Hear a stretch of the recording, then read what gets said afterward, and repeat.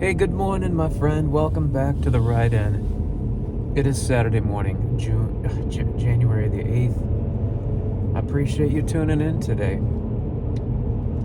I was just just finished up breakfast, and I was listening to an audiobook on Scroll Reader on YouTube. It's a great platform filled with high-quality audiobooks for free. I definitely encourage you to check it out. This particular one was on the life of Hudson Taylor, the great missionary to China, the founder of China Inland Missions. And it's been a while since I read his book on spiritual secrets, and man, honestly, it's been since Bible college, and I know of the life of Hudson Taylor and his impact, but really, I'm excited to be reminded of the details of his life and what God brought him through to become the man he was. And in this ride-in, I want to focus on that idea of what it takes to become someone that can be mightily used of God. In this day and age, I observe a lot of knee-jerk reactions to people that have gone through difficulties and experienced difficulties at the hands of people, parents, spiritual leaders. And it just seems like there's this prevailing idea that we need to run as far away as possible from anything and anyone that's ever hurt us.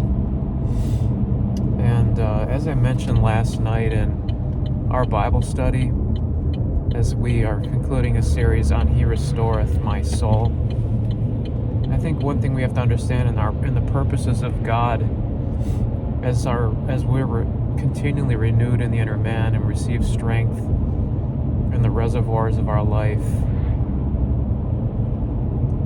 the ultimate goal of the abundant life that we live with Christ is that we would be able to stand before anything healed and whole, in confidence, fearless, strong.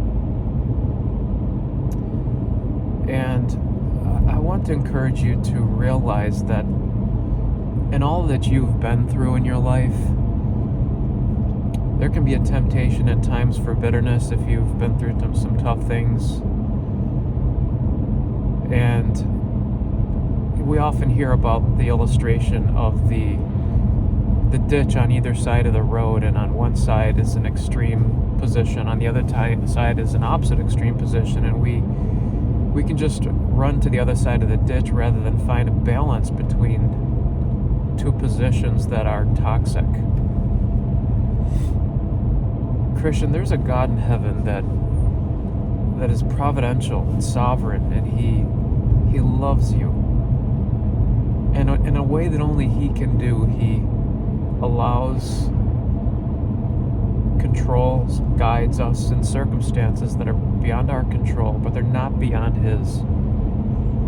And throughout our life, through the trials and through the furnace of affliction, our God always has His hand on the thermostat. He knows what we can take. He knows what we need. He knows how to use even that which is outside of His will for our good and for His glory, for the good of others, if we'll respond, yielded to Him, trusting Him. I want to encourage you, if you've been through difficulties, maybe if you grew up and your parents were hard on you, spiritual leaders maybe were hard, and they were people of conviction and passion, and they were strong, and I want to encourage you to see the strengths in their life and to recognize that, we're all human. And as much as you wish to receive grace, they do as well. And you can't fault a person for being passionate about what they believe. That being said, I want to encourage you not to run from those things that make you strong. I was thinking of this as I was listening to the book, the book about Hudson Taylor and how the character that is formed in our lives in struggle it's immeasurable.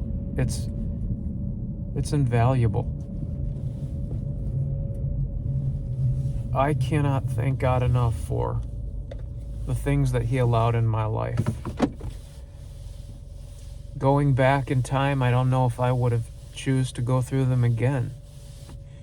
And sometimes going through them were because of my own poor decisions, but still God used it, and you can't deny that fact that God uses the things that we go through in our life, and just you and I, we need the strength that we gain and the character that's grown, that fortifies our lives in a way that gives us a patience, an endurance, a steadfastness, a inner strength, a resolve that it just cannot be attained through the life of ease or through this idealistic, perfect situation. That's just not how it works.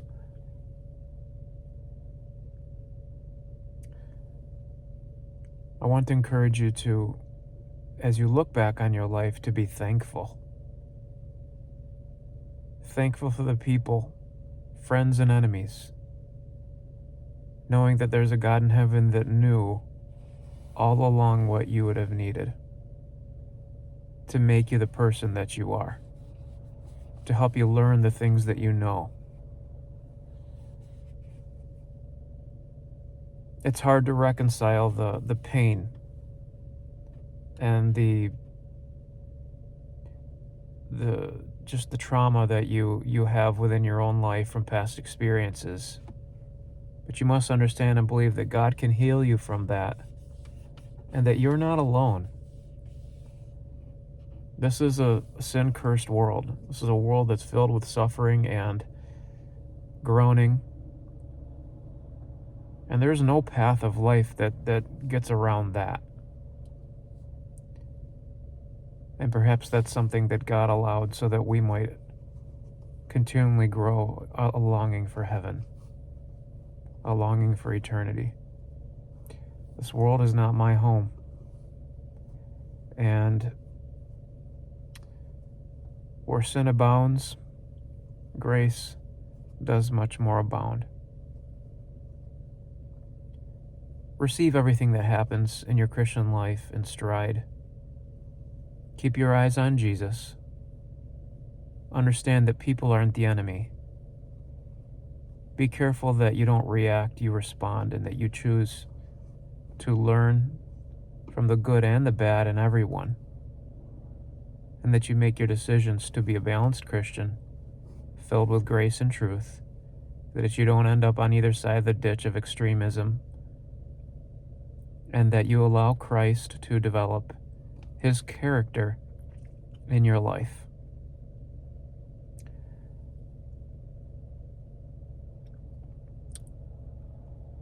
I hope that's something that'll be helpful to you as you consider your own life and the decisions you have to make based on the experiences you've been through.